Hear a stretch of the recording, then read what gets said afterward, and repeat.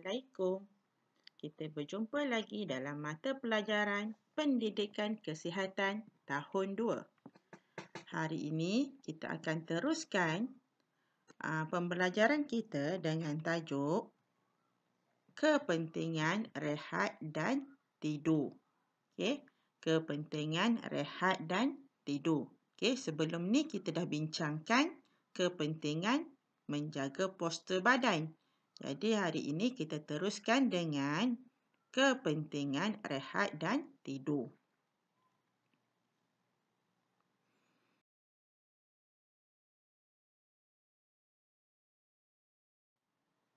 Okey, sebelum kita meneruskan dengan topik kita, mari kita imbas kembali apa yang dimaksudkan dengan rehat dan tidur. Okey, adakah kamu masih ingat apa yang dimaksudkan rehat dan tidur? Okey, cuba kita ingat kembali. Okey, rehat. Apa yang dimaksudkan dengan rehat? Rehat ialah berhenti sementara daripada melakukan aktiviti fizikal dan mental. Apa pula yang dimaksudkan dengan tidur? Okey, tidur ialah melelapkan mata dan merehatkan badan. Cikgu percaya kamu semua masih lagi ingat apa yang dimaksudkan dengan kedua-dua perkataan ini.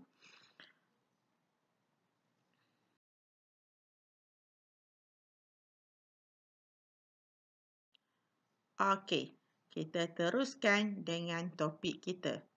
Kepentingan rehat dan tidur. Okey, poin yang pertama ialah melancarkan proses penghadaman. Tahukah kamu apa yang dimaksudkan dengan penghadaman? Okey, penghadaman adalah proses di mana makanan yang dimakan akan diproses untuk mendapatkan nutrien daripadanya. Okey, jadi apabila kita cukup tidur, cukup rehat, proses penghadaman makanan kita akan menjadi lebih lancar. Jadi dengan ini kita tidak akan mengalami masalah seperti sakit perut atau sembelit, insya-Allah.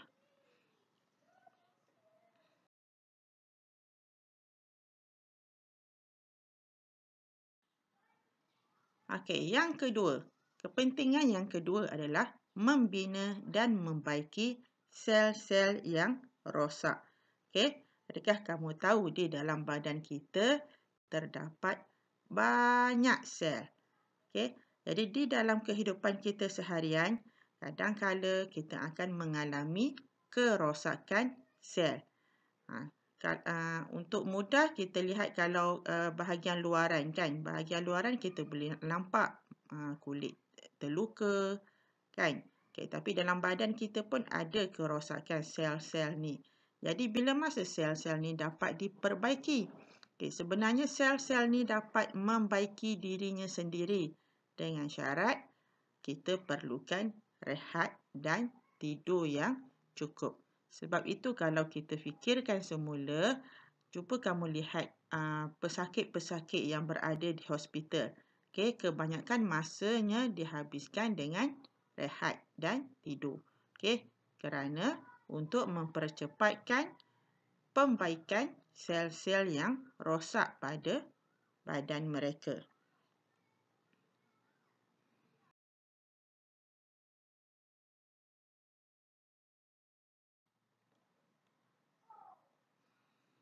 Okey, seterusnya yang ketiga, meningkatkan keupayaan untuk belajar dan menyegarkan tubuh. Okey, apabila kita rehat dan tidur dengan cukup, kita akan tidak berasa mengantuk lagi. Okey, apabila kamu tidur yang cukup pada waktu malam, kamu datang ke sekolah keesokan harinya, badan kamu akan segar. Apabila badan segar, kita akan dapat belajar dengan baik. Kita akan bersemangat untuk belajar, bersemangat untuk melakukan aktiviti-aktiviti. Jadi, dapatkanlah rehat dan tidur yang cukup. Jangan tidur lewat.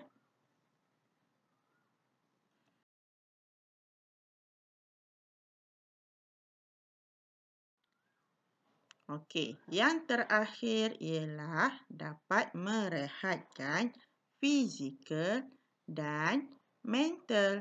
Okey, apabila kita berehat, berehat ingat bila kita berehat iaitu berhenti sementara daripada melakukan aktiviti, secara tidak langsung kita akan dapat merehatkan fizikal.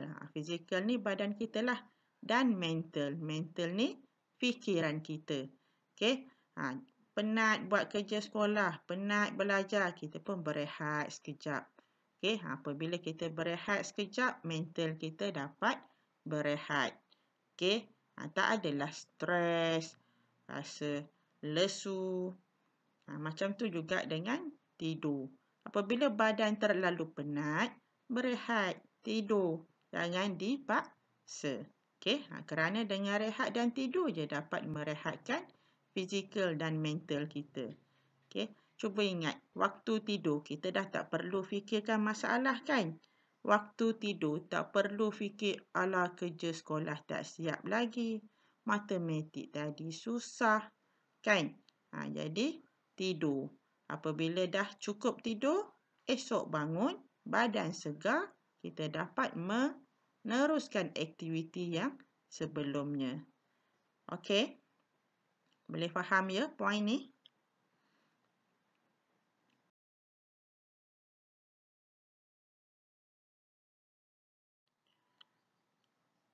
Okey, jadi sebelum kita akhiri kelas kita hari ini, kita buat rumusan sekali lagi. Okey, kita cuba senaraikan semula apa kepentingan rehat dan tidur. Okey, mesti ingat 4 perkara ini.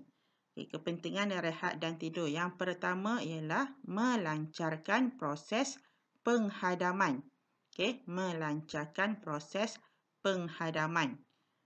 Okey, yang kedua, membina dan membaiki sel-sel yang rosak.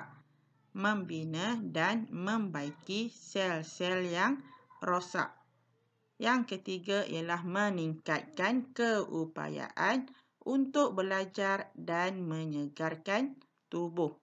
Meningkatkan keupayaan untuk belajar dan menyegarkan tubuh. Okey, dan yang terakhir ialah dapat merehatkan fizikal dan mental. Dapat merehatkan fizikal dan mental. Jadi ada 4 isi untuk kepentingan rehat dan tidur. Okey, baca lagi sekali, ingatkan dan nanti kita tulis dalam buku tulis. Okey. Okey, semoga berjumpa lagi di hari yang lain. Assalamualaikum. Sekian, terima kasih.